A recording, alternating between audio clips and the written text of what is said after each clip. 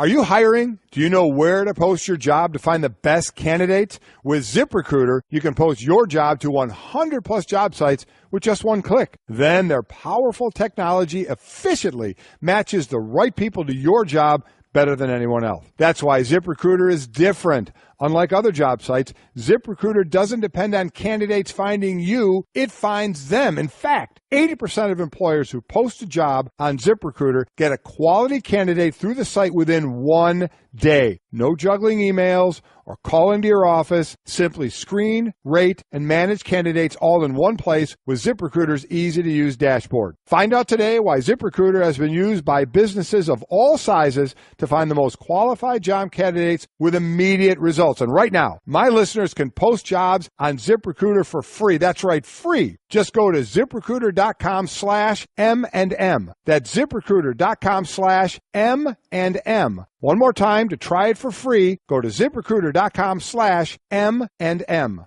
Pennzoil Synthetics with Pure Plus technology makes this the time for performance. Winter is here, but with cold start protection and excellent performance in extreme temperatures, Pennzoil Synthetics keeps your engine purring, so you'll know winter is here isn't as ominous as it sounds. Visit Pennzoil.com and make the switch today.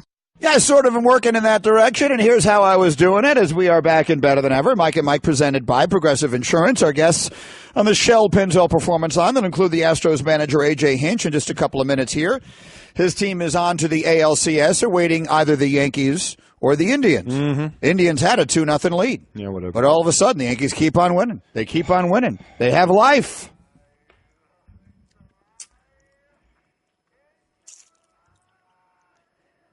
One of the great drops in the history of anything. And Golic, your reaction. I hate you. It's pretty much my reaction. Come on, it's making for some tremendous drama. And that's what Cleveland's trying to do, create some drama. Cleveland is going to win the World Series. I with all apologies to AJ Hinch, who's going to join us shortly.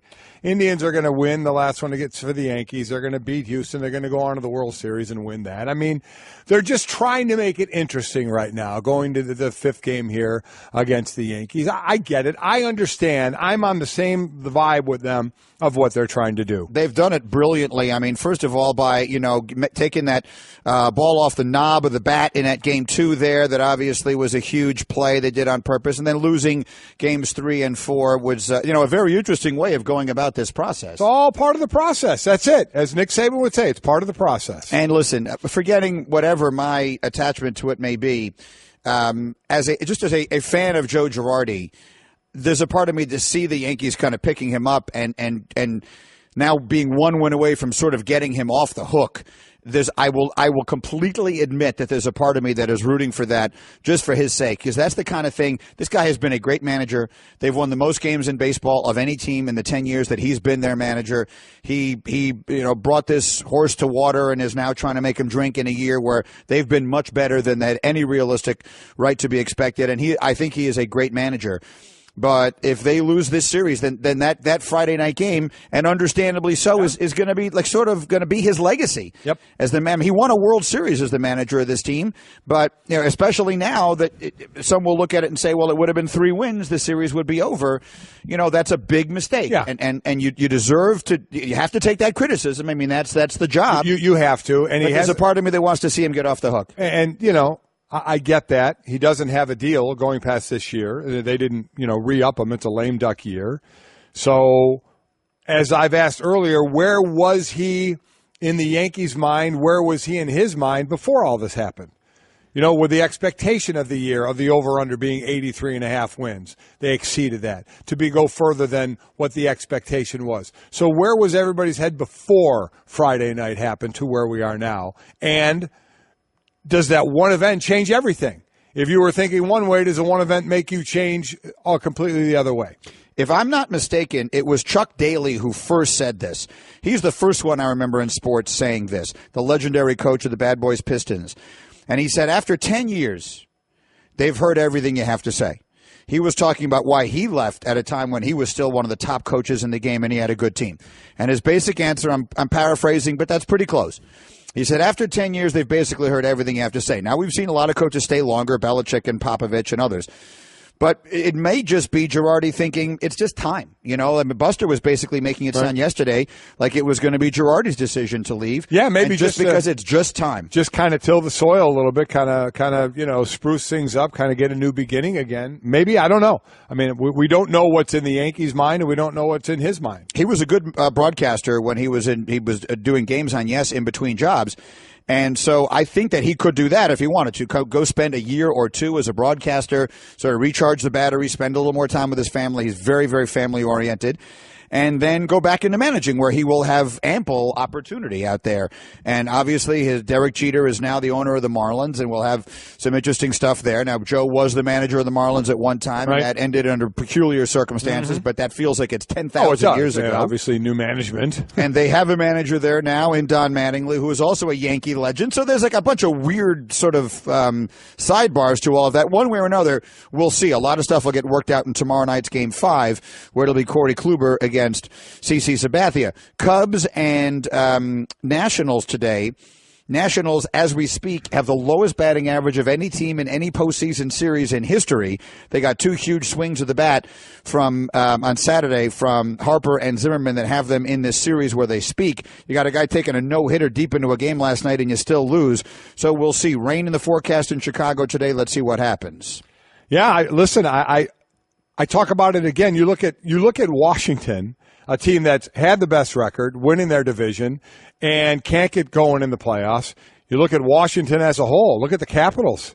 President's Trophy the last couple of years, and they can't get, you know, they're underachieving from that particular standpoint of best record, most points, you know, in the regular season in hockey. So you have basically what you're looking at is underachieving, right? You should be expecting more. There should be more, and it's just not there. And you try it again. You wonder when you say, okay, it's not happening now. We start to shift a little bit. All right, and so those were the two series that stayed alive yesterday, those that came to an end. The Dodgers finished off a sweep of the Diamondbacks, and the Astros, in what was a thrilling afternoon game at Fenway Park, finished off a 4-game series win over the Boston Red Sox. And joining us now on the Shell Pennzoil Performance Line is the manager of the Astros, AJ Hinch, who's back with us. Congratulations, Skipper, and thanks very much for a few minutes today.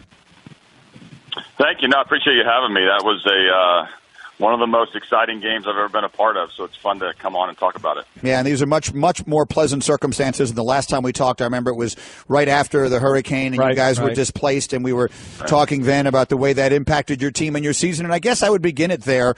You know, for those of us who aren't in the Houston area, for the most part, our lives have moved on. To what degree has that informed your season? In what way does that still impact your team and your players as you have gone on and tried to win one for that city?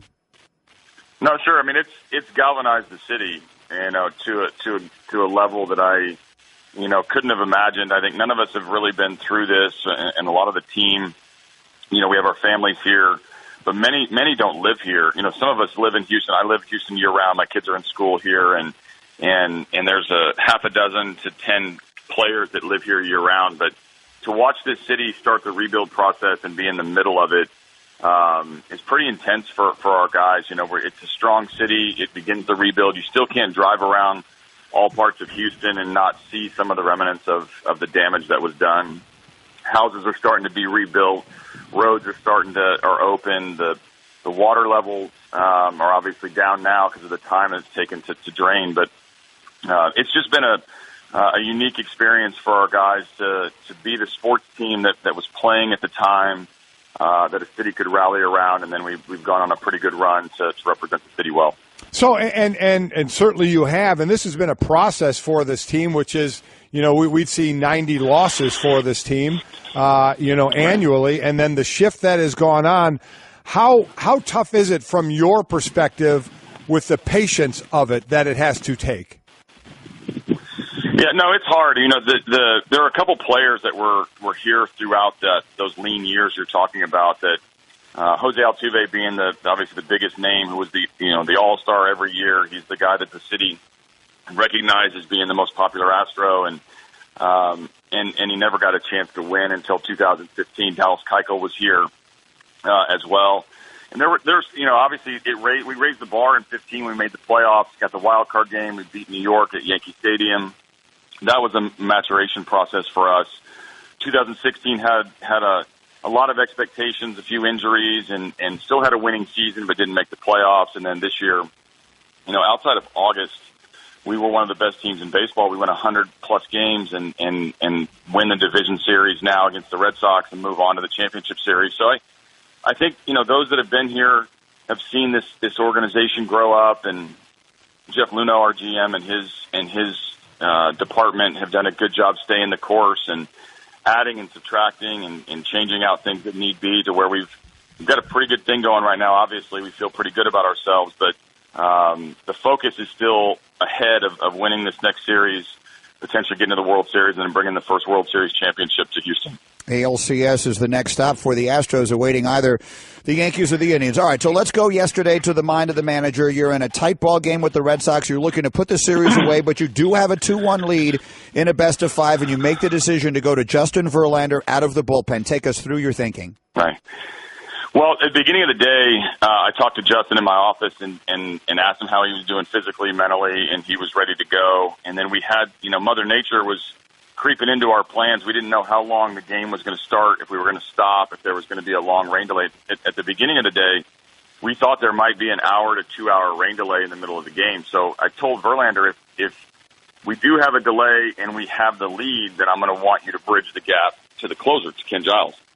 And so as the game progressed, the forecast changed a little bit. The storms broke up. Chris Sale comes in the game. We have a 2-1 lead, and I'm in the dugout, and I had Verlander next to me most of the day, and I just kept telling him to be ready, to be ready, to be ready. And then in my mind, when we had the 2-1 lead in the fifth inning, and if I told myself, hey, I could wait till Game 5 and pitch Verlander, or I already have a 2-1 lead with one of the best pitchers in baseball and hand him the ball, I felt really good about it. Now, the backdrop of that is I have Dallas Keuchel as a backup plan, if you wanted to call that, for another one of the better pitchers in our league. So I had a lot of resources. I really felt like Game 4 was important for us enough to when we had the lead, to put Verlander in for the first time out of relief. And it worked out over time. I mean, obviously the pitch to Benintendi, he hits the homer. There's a lot of drama that comes with that. But then the outs after the homer were huge to keep it a one-run game, and with this offense, we felt like we could come back. Just to put a number to this, Verlander, 46 appearances in the NCAA in college, 22 appearances in the minors, 402 regular season and postseason in Major League Baseball. All starts, not one relief appearance until yesterday. And to your point, we're talking AJ Hinch, manager of the Astros. When you said you talked to him about his health and is he ready, have you ever – see, I always hear managers in your sport, coaches in other sports say, well, I got to talk to the player. I got to see how the player is. I rarely have seen a player, AJ, that has said, I can't go. I mean, so how much can you actually believe? You understand. You're an athlete, you're a player. You understand that – it's just not in the mindset to say, hey, you know what, I don't think I can do it. Or is it different? Do you have guys that say, well, I'm really not sure? No, it's not the answer. The answer is going to be yes. I think it's how, if you know your players, and it's how they say it. It's the conversation. It's not a yes or no, and then you just move on. For me, at least, it's how they do it. How much conviction do they have? I can work my way through a conversation to really get the truth out, and without having the player have to say no, and still feel, I've got to feel good about it at the end of that conversation. So different athletes can come across different ways, but you're going to get the answer yes. That's a no-brainer like you're talking about. But I think there's a deeper dive into that conversation to get some feedback on how they're doing, and allow the manager or the head coach or whoever's asking the hard question to come to their conclusion on whether they would do it. Mike and Mike presented by Progressive Insurance. Again, the manager of the Astros is AJ Hinch. They get the win yesterday at Fenway Park, but not without drama, right to the final pitch. Take me into the mindset of the manager now. You got a 2-run lead in the ninth inning. The home team is trying to stay in it, and all of a sudden the ball is flying out to the outfield. The next thing you know, it's caroming in a direction you didn't expect, and there's an inside-the-park home run in the ninth inning of a 2-run game. What's going through your mind? Well, I'm reminded that the ghosts of Fenway are real. They come and haunt you every time, and it's such a hard ballpark to play in. The fans in Boston are incredibly baseball intelligent. They know the moments. They get loud. And Fenway has that pinball action around the monster and that corner in center field, and then the pesky pole. I mean, all of that came into play during that series in those two games at Fenway. So it didn't surprise me the least bit. I think the tack-on run, Carlos Beltran's double, yet another postseason hit for him was huge. And I kept thinking back to we could have had bigger leads in the first and the second and the sixth and the seventh. I mean, we had a ton of opportunities, but the extra run in the ninth is always better in the manager's seat because you feel like there's a little room for error. And then it was tested a few pitch later, and then we had a one-run lead to get to the last 3 outs. Now, are you a guy, as tomorrow night the Yankees and Indians play their deciding game, and the Indians are going to win it? I mean, it's just the way it's going to be. Golic's from Cleveland, to be clear. Was this something you'll sit down and watch, or obviously you've seen these teams a few times during the year? Is it a game you'll watch, or you'll be doing other things?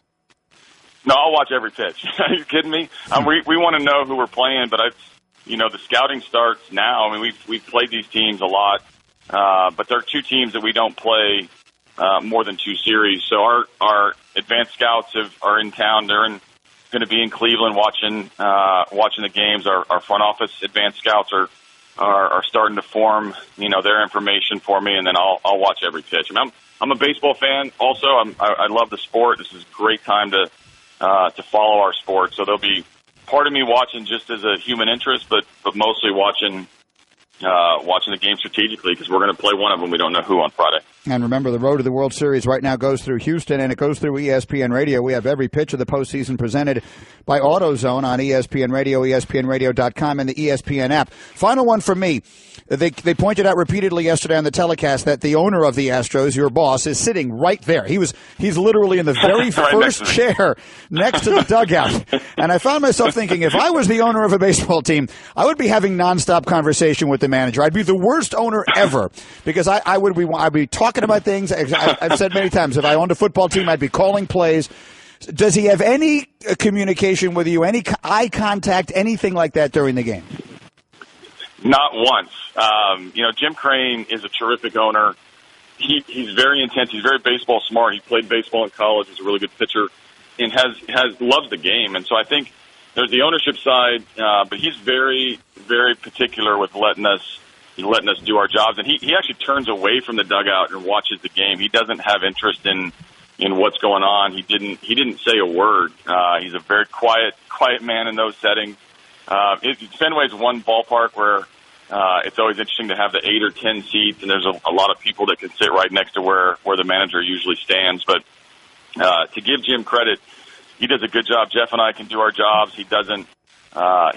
He's not. I guess apparently not like you that would call plays and want to offer suggestions. But he did enjoy the celebration. I got a chance to give him a big hug after the game, and he's had to endure a lot to get this franchise to where he can be proud, the city can be proud, and that was a good moment for us. Well, listen, AJ, it was a thrilling series to watch. We very much appreciate your time with us here this morning. Best of luck going forward. We'll check in during the ALCS. Thank you. Thanks, AJ. You got it. Thanks for having me. That's AJ Hinch. Again, the fact that Jim Crane was a baseball player, to me, would make it worse. Oh, yeah. Because I know nothing about the sport in reality. So you could just ignore you. Yeah. Well, but you couldn't ignore me if I'm your boss. I would still ignore. I would listen to you and act like I cared what you said because you're my boss, but you didn't play, so I wouldn't value anything you said. But the point is, at all, I would have all kinds of reason to really think I knew what I'm doing. Yeah. Like if the coach said to me, "Listen, Greeny, you don't know what you're talking about," and I'm telling you that right now, so leave me alone. I might listen. Right. But if I played, then I would have all the reason in the world to be like, no, look, AJ, come over here. That I agree. You're not putting Verlander in right now. No way in the world. We need him for Game 5. You got a whole. That's why I'm paying a bunch of money for your bullpen. You're not putting Verlander Crane's in there doing right the now. right thing. I'm glad he's. If you were to win the $1 billion lottery, mm-hmm. and all of a sudden you owned the Philadelphia Eagles, are you telling me you would have no input? Zero on game day. How about on trades, decisions, GM stuff? You'd be Jerry. You'd be Jerry Jones. You'd be in there. Yeah. You would be Jerry. I wouldn't be that far, but I'd want to be in the know. Like on game days, people are always amazed. They thought like when my boys played, I coached them in Little League, but at high school I didn't. I always thought that I had to be really involved. I wasn't. I sat in the stands. I didn't say a word. So like on game days in that situation you were talking about, I wouldn't be anywhere near. I wouldn't be on a bat phone or anything like that. I wouldn't do any of that. But I couldn't sit here and tell you that I wouldn't be involved in some things or want to be in the know on what's going on. You know, one of my favorite memories over the years that we've been doing the show is there was a year that they released more stock of the Green Bay Packers. Right. And the president of I think it was Ted Thompson. I forget who it was, but someone from the Packers came on to publicize that fact and announce to the world that if you were a Green Bay fan, you could buy more stock and thus ownership in the team. And I asked him, how much do I have to buy to be able to call plays? Because that, to me, would be the whole reason to own the team. About $1 billion. Yeah, I mean, there was the answer was there was no way you would have to be the you're going to call plays no matter how much you buy. Yeah. And I was like, all right, how about then just make trades? I'd like to at minimum make trades. I would love, again, if I won the lottery, the Powerball, the $1 billion. At this point, you need to get multi-billion dollars. I would like to buy a football team, the Jets. Which team would you most like to own? Obviously, football is your sport, but would that be the sports team you would most like to own? Can't decide what sport I'd want to own a team in. I'd have my island. That's the first thing I'd buy. It would be football because that's the most. I know that sport the most. I would feel most almost comfortable. Be worse though. That'd be like almost dangerous. It could be, but that would be the sport I would want to be involved with. Whatever it is, but I would like to do that. And then, but I know for sure that I would be involved in everything. And I can't mock that anymore because we've seen too many guys, the Theo Epstein and others of the world who have gone on to do great things. Exactly right. He's no smarter than me. No, Theo's not smarter than me. Way smarter than me. No, he's not smarter than way me. Brian smarter Cashman, than you. not smarter than me. Way smarter than you. And by the way, the Astros are 5-2. We're 5-2 against the Yankees this year. 1-5 against my Indians. And the reason, I'm sure there are a lot of people like, why'd you ask me if you're going to watch the game? There are those, and I've talked to some who won't watch a game like that. They'll watch it on tape after. Yeah. Because you can condense everything. Like when I watch a football game now, I have an app where I can watch them like just right to it shows me the down and distance, shows me the all 22, shows me the pit view, and boom, that's how I'm watching a game. And you could do the same thing. You could condense it with baseball. I just wondered, as he said, he's a baseball guy and a baseball fan. He wanted to sit there and watch it as opposed to, I think I'd find something else to do and watch it after. Hey everyone, Mike Golic here. Support for the Mike and Mike podcast comes from our friends at Rocket Mortgage by Quicken Loans. Chances are you're confident when it comes to your work, your hobbies, your life. Rocket Mortgage gives you that same level of confidence when it comes to buying a home or refinancing your existing home loan. Rocket Mortgage is simple, allowing you to fully understand all the details and be confident you're getting the right mortgage for you. To get started, go to rocketmortgage.com/Mikes. Equal housing lender, licensed in all 50 states, NMLS, consumeraccess.org number 3030. I just saved hundreds of dollars by switching to Geico. I've never felt more alive. Disclaimer. Geico cannot guarantee you will feel more alive. You either possess functioning respiratory and circulatory systems, or you do not, or you are a zombie. If you are indeed a brain-starved zombie and you would like to save money on car insurance, the Geico legal team applauds your excellent life choices, even in your shambling afterlife. But we strongly encourage you to visit geico.com or download the Geico app. Please stay a minimum of 500 feet away from our large and presumably delicious brains. Geico. 15 minutes could save you 15% or more. All right, we're Mike and Mike, and Louis Riddick has made his way in our studio here. A ton of football to get through. I've also got the ratings for everything from yesterday, including the baseball games and the Monday night game. We'll get to those. Good morning, Louis Riddick. How you doing, man? We are doing great. How did Mitchell Trubisky do in your mind as you watched the second pick in the draft make his debut? What'd you see? Yeah, I love the guy. I love the guy. I think he showed a lot of the same things that he showed at North Carolina. He showed a lot of the same things he showed in the preseason. Context. I say this word all the time. I was just hammered at home last night on SVP. He has no weapons. He has no wide receivers. He has no continuity on offense, no consistency on offense. So he wasn't able to get into a rhythm to where he could actually really show what his best stuff. But Greney, early on in that football game, you saw exactly what is going to really be the calling card of his career. A lot of athletic move the pocket, 15, 20-yard deep outs, bootlegs, zone read play action, pick up first downs with your feet, creative play calling because of the fact that he has like Alex Smith type of running ability. I think the future is super, super bright for him. The future is super bright for Chicago. It's really not on him anymore. It's on Ryan Pace. It's on whoever's going to be the head coach. If it's not John Fox, it's on the organization right now to really set him up for success as far as get him some help. If he had some weapons like Deshaun Watson has at Houston, it'd be a totally different story. If he was sitting down there in Kansas City like Patrick Mahomes is eventually going to inherit some of the weapons they have, man, we'd be sitting here just blowing it up about how good this kid looks. But he's playing on a team right now that is just really It's just understaffed. It's just understaffed for him. He can't show his best stuff. So impressed with some of his throws. The first Absolutely. one on that third down out route that he threw was I mean, it was that far away from fantastic. Trey Waynes. I mean, it was on a rope. It was on he can make every throw. The Yep. first thing, obviously, that they're going to sit down and say, when you roll right, stop throwing back across your body. Oh, sure. The amount of yeah. times he has done that, but he's very confident, obviously, in his arm, and obviously he's going to learn how quickly the windows close. He learned some of it that last night, but I'm with you. I mean, just they helped him with the play calling, with the rollouts, the stretch runs, and then the boots. They did a nice job of that, but forgetting all the stats, and the stats when you look at them weren't great, under 50% passing, but forget that. You look at command and poise, and I think he had all of that. No question. Look, one of his first routes that he hit, it was a 5-step out that he went from under center. You could see the footwork coming away from center was quick. He hit his back foot, ball was gone. Yeah. So the timing was there. His acclimation to working from under center, which everyone was trying to hammer him for pre-draft also, you can see that has really been accelerated. So they've done a good job of coaching him up, and he's done a good job of working on it. It's, Steve Young talked about it last night pregame on Monday Night Countdown. He said, look, the Bears need hope. The organization needs hope. The city needs hope. And then we'll just work from there. He gave them that and then some. It is really on the front office and coaching staff now to say, look, let's not mess this kid up. We haven't had a talent like this at quarterback in a long time here that is homegrown for us. Let's not mess it up. They're lucky. They've got him now. Now just get the stuff around him. All right, so there's that side of it. The other side last night is the Vikings who get the win. Sam Bradford goes down, re-injury of the knee. I saw a columnist in Minnesota say he should never have been on the field yesterday anyway.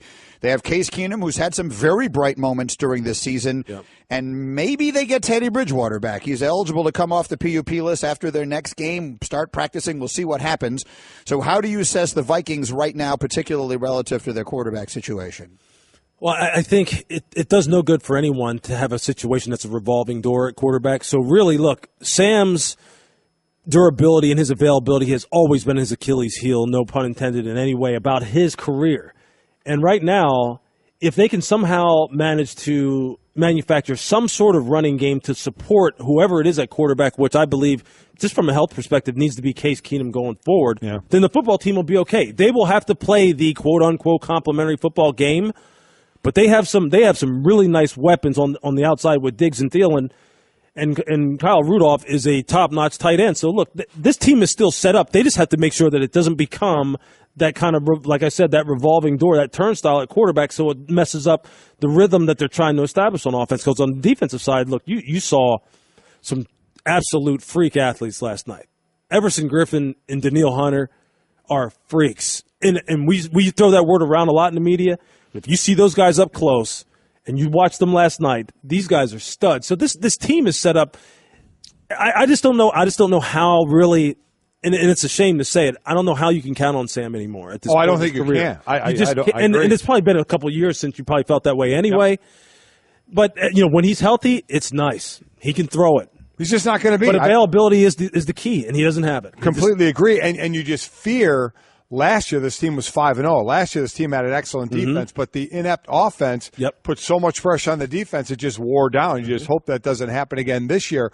Where do you like Minnesota and kind of the pantheon of the NFC of where they may fit, with Carolina playing better, Philadelphia looking excellent right now, Green Bay doing what they do? Yeah, without Dalvin Cook, and if they don't settle down at quarterback and get that kind of nice and leveled out, I think they're going to be a step below some of these other teams that are rising right now. Look, Carolina, they can beat you with the run. They can beat you with the pass. Cam Newton is hitting his stride. If you look at his stat sheet the past 2 weeks versus the first 2 weeks, and then just look at it with the eye test, he's taken off. All of a sudden, it's time to be scared about Cam again. It just is. Green Bay is going to be there because Aaron is just Aaron.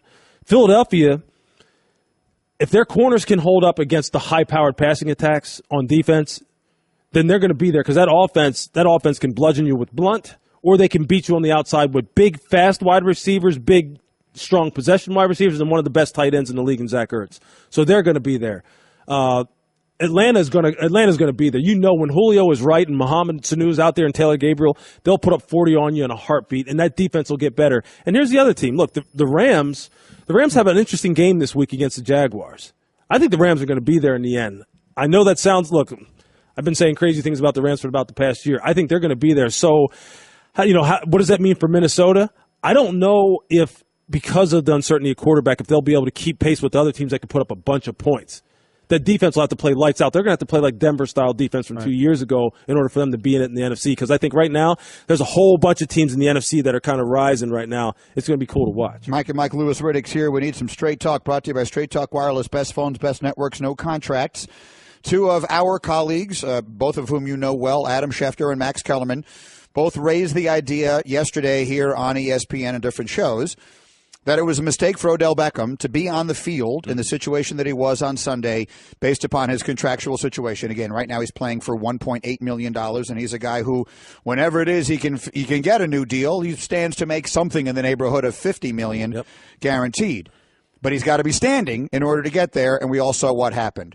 So Mike addressed that from the standpoint of a former player. Your perspective on this I'm fascinated to hear, because you were a player, but you've also sat on the other side of that table in the front office. So what is your take on the notion that we may eventually get to a place? Will we get to a place where players in this situation, like he is, and Mike Aaron Donald is, and Zach Martin, Khalil Mack, Martin, those guys, where they just say, you know what, I'm not playing until you give me my contract? I think we're on the precipice of that happening. Because unique players like this, and it's not every player, and it's kind of like the players who decide not to play in bowl games, coming into the draft, who have unique leverage. When you have, I said this yesterday, when you have the hammer and you have the leverage, you better use it as a player. And this is having been on the other side of it too, because I know that the team will use it against you, as when they're trying to do the best deal for the club. The player is charged with, and the player's agent is charged with, maximize cash to the player. Keep the player protected, because we know how quickly your career can end in this game. And you know that's what Odell was scared about. You know that's what those tears were about when he was sitting there and he's getting called off. You could almost hear in his mind going, I can't believe the thing I feared the most just happened to me. Would I blame him for doing that? Would I have sat out if I were him? We had this discussion on NFL Live, and I sat there and I went back and forth about it, because you're right. I kind of sat on both sides. You want all your good players on the field. Obviously, you want to say, look, we'll work it out while you're here, and football has inherent risk. But when you have leverage like he does, because of how special he is, and like Aaron has, and like maybe Khalil will have, maybe you need to use it. Because that's just the way the game is rolling right now, and you know the teams will use it against you. And I say that having, again, sat on the other side, to where that's not what I would want a player to do to me in terms of if I'm trying to negotiate a contract with them, but I understand. I understand it. Let me take both sides of that then. Now you're in the front office. You're not a player in the front office. And how much of the team's success or lack of has to do with it? So for Odell, say he's holding out. Mm-hmm. This team is still going to be 0-5. Does that make management say, well, it's not like he's coming in and helping us, let him sit? And on the other side of that, if Aaron Donald's not in and this team is 3-2 still and still looking good, are you like, man, we're doing pretty well and he could make us a lot better, so maybe we do give in? Yeah. So how does that work from the team success? I think, that's a great point, Mike. And I think because of how much football is an interdependent game, there's always ways that you can always point to certain data points to justify what your position is, right? So if a team is doing good and you're feeling like, hey, look, like in the case of Aaron Donald, if the team is 3-2 and we say maybe he makes us a lot better and you bring him in, would that make you more inclined to get a deal done? I don't know. I guess it could. And I guess in the case of the Giants, they could still sit here not having a win, even if Odell was there. So that makes you kind of want to sit back and go, well, you know what? We're not going to pay him. I kind of look at it like this, though. I think that sometimes you look at players and you understand that individual players can only do so much, and their value has to be sometimes determined by what you really think that they bring to the table individually, and then kind of extrapolate that into the team context. So don't hold it against them if a team is doing bad, and they would still be doing bad if you were there, because that doesn't take away the fact that Odell is special, and he deserves special treatment. Right. It doesn't take away from the fact that Aaron is special, and he deserves There's never, like, what does the saying go? There's never a wrong time to do the right thing. And the right thing is to take care of those special players like that. Because when those guys, when you don't have them and you're trying to figure out who to give the money to, it's tough trying to parse out, that's those salary cap dollars. These guys, it's easy. They deserve top of the market money. Just take care of them. They're special kids. they only come along once in a generation. That's the thing. You wonder if we're just in a special time where Zach Martin is going to be the highest paid guard, Aaron Donald is going to be the highest paid interior lineman, and Odell is going to be the highest paid wide receiver. These are the ones that are easy for me from a front office perspective. Like I would never really sit there, and I've had these discussions with buddies who are salary cap managers and the contract negotiators, and I used to sit and talk to these guys a lot when I was in the front office and say, why are we sitting here like haggling over a couple million or a couple $100,000? These guys are special, man. If we want to sit here and pinch pennies and try and hammer some people over the head, there's plenty of other guys whose contracts are coming up. We can do that with. You know what I mean? But this guy right here, take care of these guys. These guys are difference makers. These are guys who put fans in the seats. These are guys who give other players in the locker room, when they come walking in the door, there's other guys who are looking at them like, that's a bad dude, man. I want to work harder because that guy's special. Don't mess with those guys. Don't sit there and try and pinch pennies with them. The only thing I'll say is one of the reasons that the owners do sometimes do that stuff is because they can.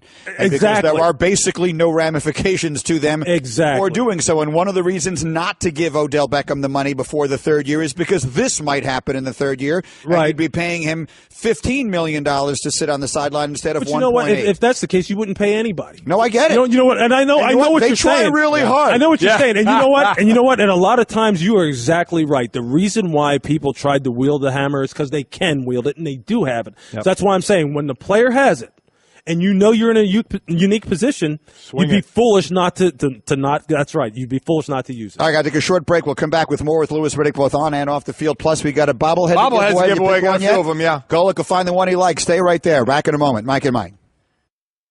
Okay, so Mike and Mike, Louis Riddick is here. So all of the football action continues on the field, and we're, of course, seeing a lot of the developments off the field. And we were talking earlier this morning with our legal analyst, Ryan Smith, about the legal ramifications of Jerry Jones, for example, demanding that his players stand during the national anthem. And the Miami Dolphins have made that into a rule. Again, you have kind of a unique perspective because you were a player for a long time and you also worked in front offices. So you sort of have a better sense, certainly, than we do of the kinds of conversations and concerns that take place there. So what is your sense of that right now? If you're a player on the Miami Dolphins, if you're a player on the Dallas Cowboys, and you feel it is important to you to make some sort of statement, where do those conversations go? What do you think happens, and what does it lead to?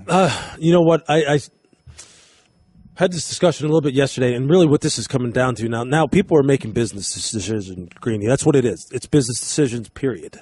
Owners are looking at the bottom line and how the protests, regardless of whether or not they have it right as far as what the message is supposed to be behind the protest, which they don't, it's about business, period. These guys are ruled by the bottom line. They're ruled by the dollar. They're ruled by how much advertisers are spending, how many people are sitting in premium seats and premium seating. That's what they care about. They care about that more than what these players are fighting for, and that's just a fact. So they're making a business decision. Players have to make one too, because the fact of the matter is it's already been laid out. Right now, you can see where it's heading. If you want to take a very significant social stand as far as standing up for what you think is right and fight for equality and fight for social justice instead of allowing social injustices to continue, it may cost you your career. It may cost you your ability to earn a living on a professional football team right now. Right. So you have to make a decision. That's really what it comes down to. You're not selling out if you stand up, if you're making a business decision because this is how you support your family, this is how you've worked your way out of poverty, this is how you've made a better life for your children, because the owners are doing it. You have to do it too, and you have to find other avenues to still try and fight to make the changes that you want. And that's unfortunate. It puts the players, you're right, in a very tough spot because now, if they stand, now people who aren't risking what they're risking are going to start criticizing them, saying, "Hey, well, now you're not being as strong and as tough as you said you were. Maybe you don't care about us the way."